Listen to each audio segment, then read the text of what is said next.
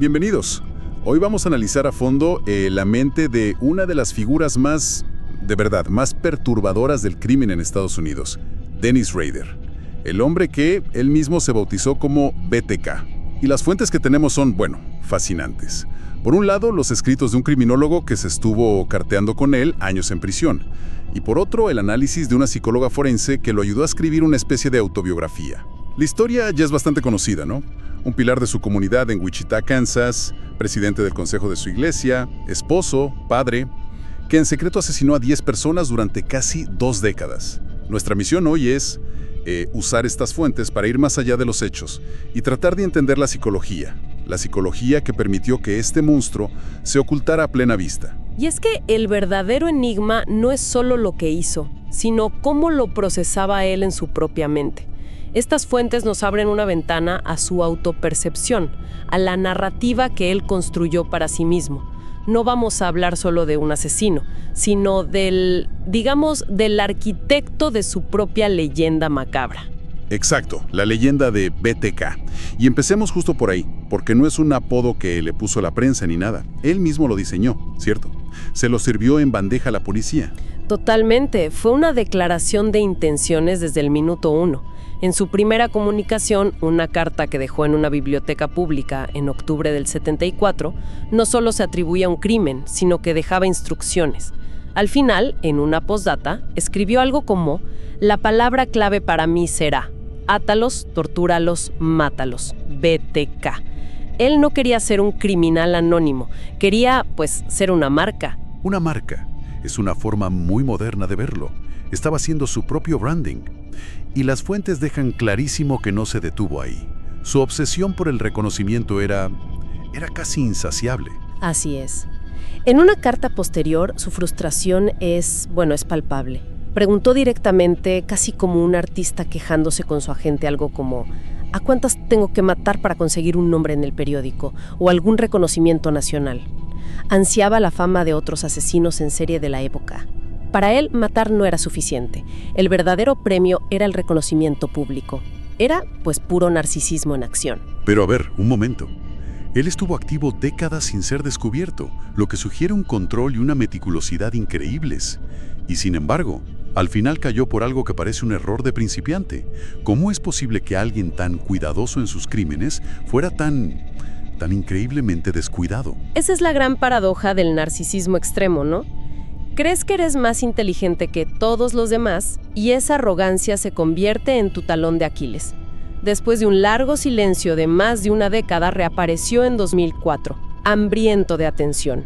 Empezó a enviar paquetes a los medios, a la policía, a jugar de nuevo. Y aquí es donde su ego le tiende la trampa. Exactamente. En una de sus comunicaciones, le preguntó directamente a la policía si podían rastrear un disquete si él se los enviaba. Quería saber si era seguro para él. La policía vio la oportunidad y para ganarse su confianza le respondió a través de un anuncio clasificado en un periódico local usando un código que él mismo había propuesto. El mensaje fue: Rex, todo estará bien. Hay que hacer una pausa aquí. Según las fuentes, Rex era el nombre que él le había puesto a qué exactamente, porque es un detalle tan bizarro que define toda la situación. Sí. Es un detalle que parece sacado de una película, pero es 100% real. Rex era el nombre que le daba a su propio pene. El hecho de que usara ese apodo tan íntimo y retorcido con la policía y que confiara ciegamente en su respuesta, lo dice todo sobre su distorsión de la realidad. Se sentía tan en control, tan superior, que no concibió que pudieran engañarlo. Es que es increíble. Así que confió en ellos, les envió el disquete. Y eso fue todo. La policía analizó los metadatos del archivo de Word que contenía el disquete. Encontraron el nombre Dennis y una referencia a la Iglesia Luterana de Cristo. Buscaron en internet y descubrieron que un tal Dennis Rader era el presidente del consejo de esa misma iglesia. Su necesidad de jugar, de demostrar que era el más listo, fue precisamente lo que lo destruyó. Es que esa arrogancia explica su caída, pero también me hace pensar en cómo se veía a sí mismo. Si se creía más listo que la policía, ¿cómo se posicionaba en el, panteón de los criminales? Porque las fuentes dicen que ni siquiera le gustaba la etiqueta de asesino en serie. Precisamente. Y esa idea de ser superior es la clave para entender su lógica. Rechazaba el término asesino en serie porque, en sus propias palabras, era demasiado limitante para sus logros. No se veía a sí mismo como un criminal común y corriente. Demasiado limitante. ¿A qué se refería con eso? Suena delirante. Su argumento era retorcido, pero bueno, era consistente con su grandiosidad. Decía que asesinos como Ted Bundy se enfocaban en un tipo de víctima muy específico, como mujeres jóvenes. Pero él, Dennis Rader, era diferente. Él mataba hombres, mujeres y niños. En su mente, esto no lo hacía más depravado, sino una amenaza más sofisticada, más completa. Se llegó a comparar con un terrorista como Osama Bin Laden, argumentando que, gracias a él, nadie en la sociedad podía sentirse verdaderamente a salvo. Se veía a sí mismo como un depredador de alto nivel, una fuerza de la naturaleza. Y eso conecta con otra idea que aparece en las fuentes, algo que él llamaba el factor X. Parece que era su forma de justificarlo todo. Sí, el factor X era su construcción personal para lavarse las manos de toda responsabilidad. Lo describía como una fuerza oscura, un impulso demoníaco que vivía dentro de él y que lo obligaba a matar. Según él, no podía entenderlo, ni mucho menos controlarlo. O sea que no era él, ¿era esta cosa que lo habitaba? Es un mecanismo de defensa muy común, la verdad, aunque llevado a un extremo psicopático. Te inventas una fuerza externa para no sentir culpa. En psicología forense a esto se le llama una técnica de neutralización. Le permitía verse a sí mismo no como un monstruo moral, sino como un depredador natural. Él no era más responsable de matar que, no sé, un tiburón o una serpiente. De hecho, en las cartas que enviaba desde prisión, su firma era su nombre, Dennis, pero dibujado con la forma de un tiburón, con dientes afilados. Cero remordimiento por sus actos, solo por haber sido atrapado. ¡Qué imagen! Un tiburón dibujado con lápices de colores en una carta desde la cárcel. La desconexión es total.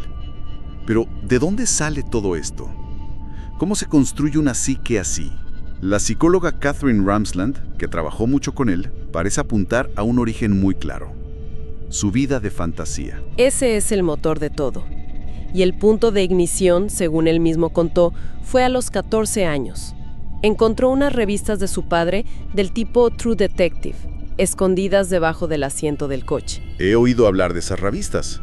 Eran muy populares en esa época, ¿no? Escenificadas de mujeres con poca ropa, atadas, aterrorizadas, en situaciones de sumisión. Para un adolescente como Rader, esas imágenes se convirtieron en una obsesión. Ahí nació su fijación con el bondage y el control sobre mujeres humilladas, que luego se fusionó con su deseo de fama, inspirado por otros asesinos que veía en las noticias. Pero las fantasías no empezaron con las revistas, ¿verdad? Las fuentes mencionan que ya había señales de alarma desde niño. Sí. Las fantasías violentas estaban ahí desde mucho antes. Se habla de que colgaba gatos y de que fantaseaba con atar niñas a las vías del tren.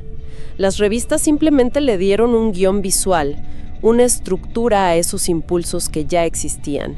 Y de adulto, esas fantasías evolucionaron para cumplir una función muy, muy práctica. ¿Práctica en qué sentido? Se llevaba trofeos de sus víctimas. Una licencia de conducir, ropa interior, un reloj. Usaba estos objetos para alimentar sus fantasías autoeróticas. Al revivir sus crímenes en su mente una y otra vez, podía satisfacer su compulsión sin tener que salir a matar.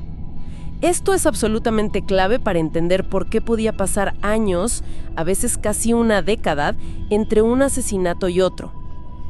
Eso me lleva a un punto del criminólogo Scott Bond que me pareció muy revelador.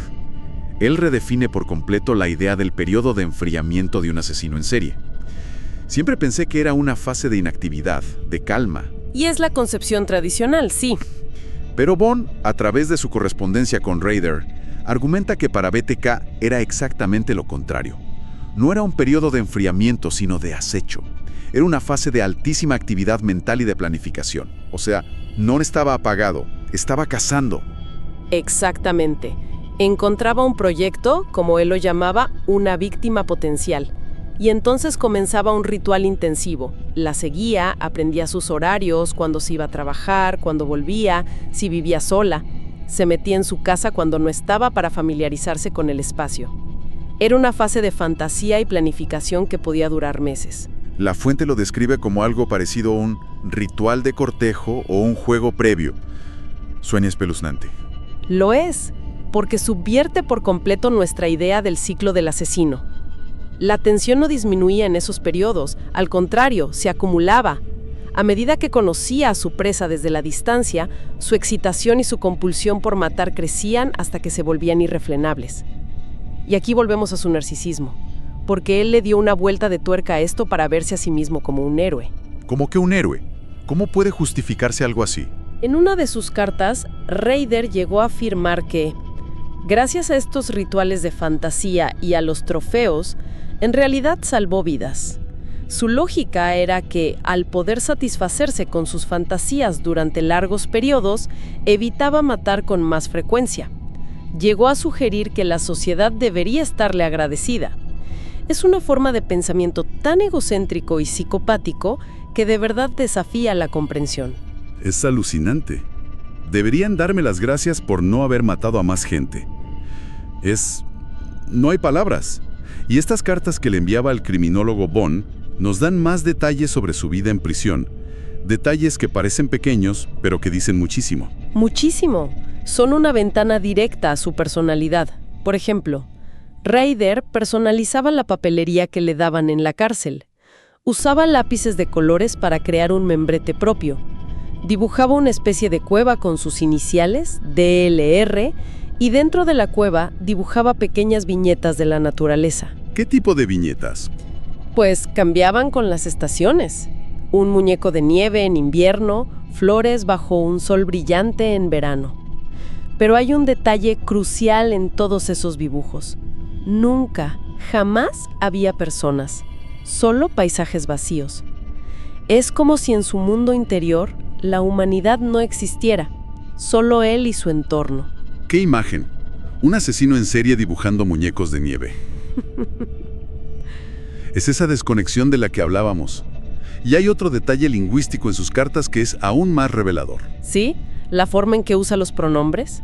Cuando escribe sobre su vida cotidiana en la cárcel, lo que come, sus partidas de ajedrez por correo, sus quejas, siempre usa la primera persona. Yo hice, yo pienso, es Dennis Rader hablando.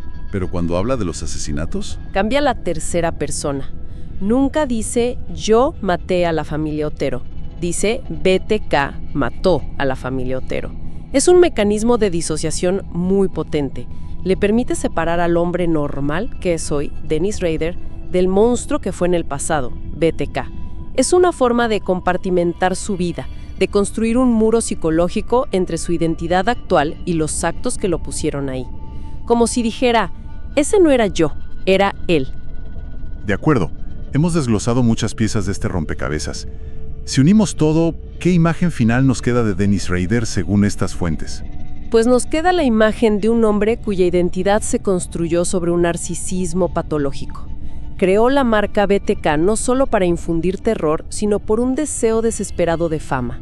Se veía a sí mismo no como un criminal, sino como un depredador de élite, una fuerza de la naturaleza, y usó conceptos como el factor X para absolverse de toda culpa. Y su vida de fantasía no fue solo el origen de sus crímenes, sino una herramienta de control.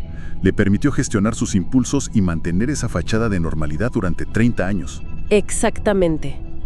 Su historia es quizás el ejemplo más escalofriante de la máscara de la cordura. Demuestra cómo la monstruosidad más extrema puede esconderse detrás del rostro de un vecino, un compañero de trabajo, el hombre que se sienta a tu lado en la iglesia. Es un recordatorio de que a veces el mal no se ve como esperamos. Y para reflexionar, me quedo con un último dato de la psicóloga Katherine Ramsland, que es verdaderamente inquietante. Durante su trabajo con él, Rader le entregó una lista de 55 proyectos.